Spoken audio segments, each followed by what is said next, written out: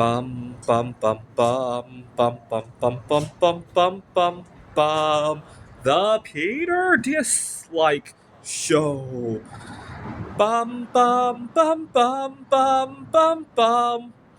Yesterday, one of my coworkers asked me if what was on my Christmas wish list, and without even thinking about it, I said the stock market crash, and he actually agreed with me, as that was really nice. And so I really love buying the dips. The way I like to view stock market crashes is that you're hoping to take a trip 30 years from now, right? We call that trip retirement, right? And it uses a certain kind of currency. A stock market crash is the equivalent of your vacation currency going down in value, and now you can accumulate more of it. That's the analogy that I like to use. So why don't we pray to the God of dislikes to give both of us, because he's also investing in his 401k, a big stock market crash. So let's pray together by singing along, gesturing at your screen, leaving a dislike. Now, I want to talk about the last couple of stock market crashes and how I really went to town with them. The very first one I ever took advantage of was the 2008 financial crisis, obviously. That's when I started investing in silver in earnest. I mean, I did have a few coins by this point, but that's when I really ramped up. I distinctly remember I had a favorite coin shop, and they had the guy had a screen that showed silver prices. One day, I'm not a big follower of current events, right? I used to be very introverted. I was constantly studying, and I was working on a problem called computational social choice theory, and you can see me behind the computer 24 hours a day, so I really didn't pay attention. This was before the days when your phone would go ablaze every time there was a financial crisis, right? This is 2008 we're talking about. I went to the coin dealer and I looked behind his screen and I'm like, no way. Silver crashed like $2 in the space of a few hours. And I asked him, well, what can I get close to the spot price? And he had these Canadian silver dollars. And I really wanted to buy them because who knew how long this crash was going to last? I naively thought I could use a credit card, and he told me that he couldn't take it because the margins are so low. This was kind of new to me. I was 21 years old, never really thought about this. And so I was riding a bicycle, and I raced to the bank to withdraw as much money as I could.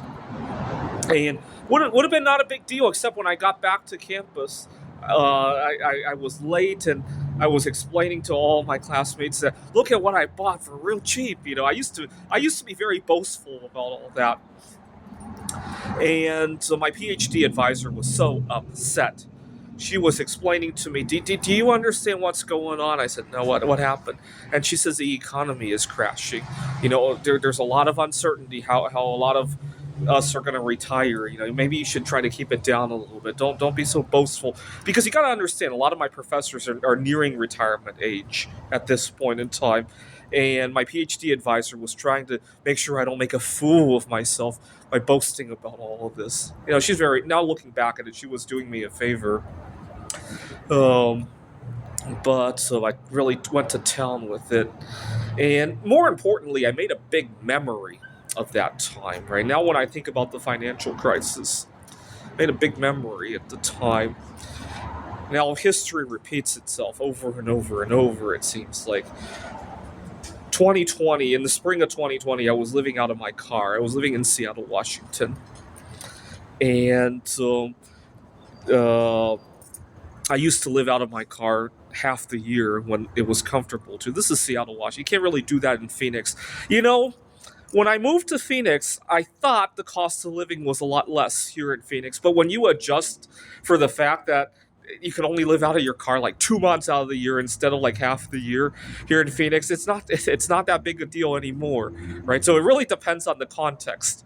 If you want to, it makes me realize that. For example, when we talk about inflation rates and we talk about any economic statistic you want to talk about, right? Your life expectancy and all that. It really depends on the context. Some people might not care about the years of life expectancy they get, but they might care about the quality of those years, right? For some people, it's the other way around, right? it makes me realize that you got to take these statistics in context with what you're trying to do, right? But anyways, I was living out of my car, but I had a favorite coffee shop that I frequented. All of a sudden, one day I go in there and it's closed. Or first they closed the seating because we have to be 6 feet away from each other, and then the counters closed. It was only drive-through, and so I frantically booked an Airbnb to stay at until this whole thing blows over. I only booked it for 2 weeks because I thought we would jump right back to normal.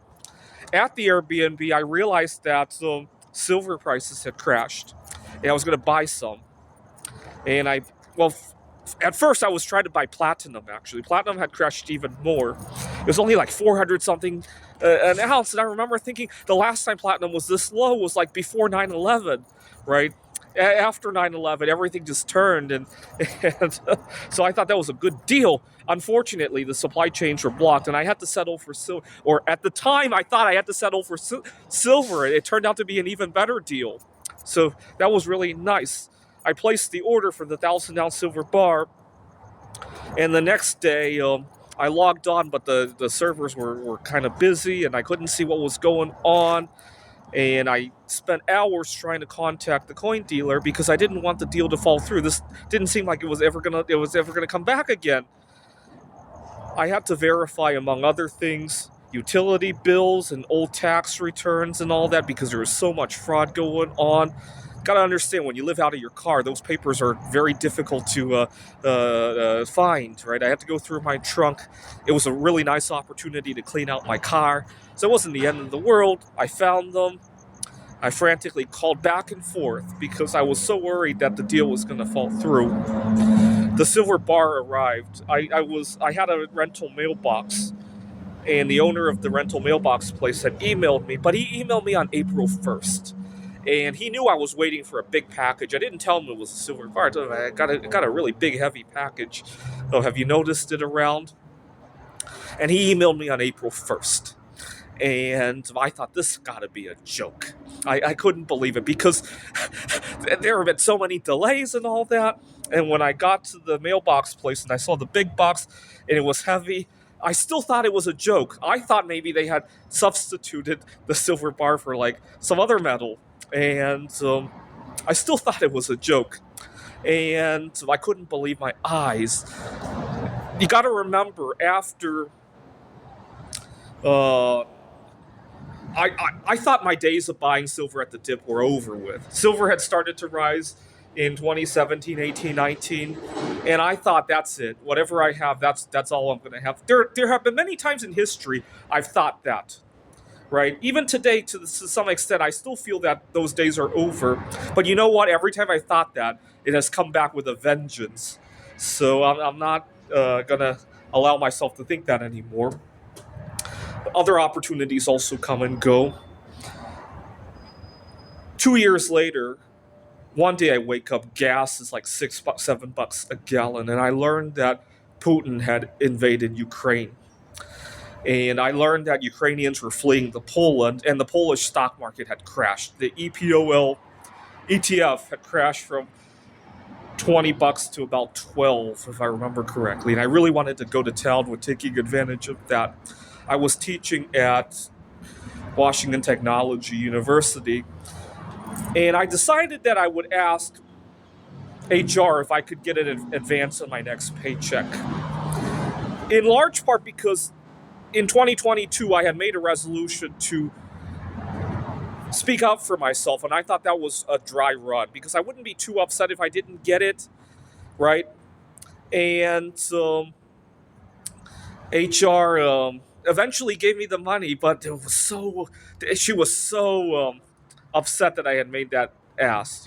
She explained, do you realize all the paperwork involved with getting the taxes right and all that? She was really upset at me. In retrospect, I think part of the reason she was so upset at me is that I talked so much about taking advantage of buying silver and all that, and in her mind, I told her that I had a family emergency. But in retrospect, I talked so much about buying silver and taking advantage of the markets that she probably assumed that I had frittered away the money on that, and now I was asking for an advance, and now she has to deal with all this paperwork, right? In retrospect. I've learned the hard way to not be so boastful. It's hard though. You buy a 1,000-ounce silver bar, you can't resist the temptation to brag about it, right? At least for me.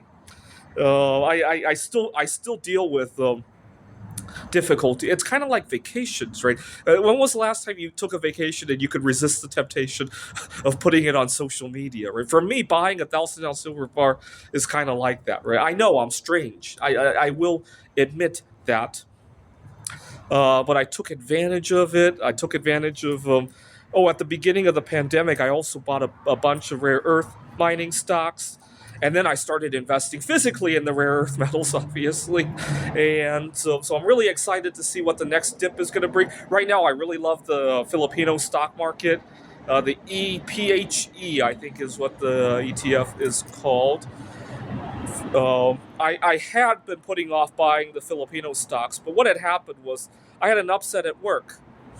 I teach at a tutoring center, and I really love all the students there. But one day, one of my students, I have food allergies. One of my students comes in with a bag of Cheetos, gets it all over her fingers and on the desk, and it made me realize how precarious my job is, right? A seemingly dream job at a tutoring center can involve something that has nothing to do with tutoring, nothing to do with had she brought in a science experiment, and I happen to be allergic to those chemicals. Yeah, I kind of took the job with the understanding that might be part of the job, right? But I didn't take the job expecting food allergies to be part of it, right? It's not like I took a food service job, right?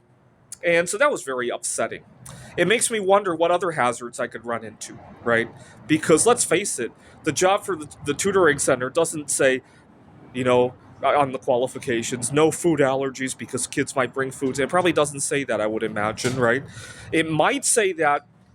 I don't know. I've never had any students bring in a science experiment. It might say that you should have good experience handling dangerous science experiments. It might. I don't know.